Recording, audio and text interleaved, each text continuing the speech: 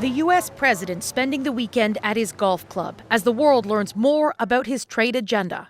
We don't like the status quo. We are going to set a new status quo. Expect more industry-specific tariffs, and those already in place are likely to stick around, according to the U.S. Secretary of State. There are critical industries like aluminum, like steel, like semiconductors, like automobile manufacturing that he rightfully believes, President Trump rightfully believes, the U.S. needs to have a domestic capability. Fresh off his trip to Canada for G7 meetings, Marco Rubio says the Trump administration wants to redo trade deals with all of its partners. We're going to reset the baseline, and then we can enter into these bilateral agreements, potentially, with countries so that our trade is fair. That baseline is expected to be reset April 2nd, when Donald Trump says he will impose new tariffs based on what he calls fairness. Reciprocal tariffs for countries that tax U.S. goods and or have economic policies the Trump administration does not like. The plan shared with Canadian officials during a high-level meeting in Washington Thursday. On April 2nd, there will be announcements that will affect the whole world, including Canada.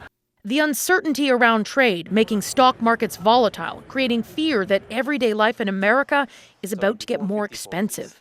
All of it dismissed by the U.S. Treasury Secretary. What I was saying is the American dream is not let them eat flat screens. The American dream is not contingent on cheap baubles from China, that it is more than that, and we are focused on affordability. For now, many Republicans publicly support Trump's effort, including a tax on Canada. You know, our friends up north, and they are our friends in Canada, they are, as the president says, they are nasty negotiators.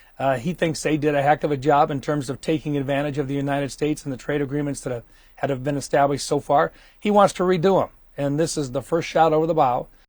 It is, again, important to point out that the current trade agreement between the U.S., Canada, and Mexico was negotiated by Donald Trump himself during his first term.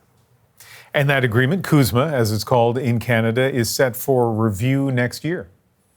Yeah, and the Trump administration is aggressively signaling it wants to review it sooner rather than later in order to make the terms more favorable to American companies and workers. Katie Simpson in Washington.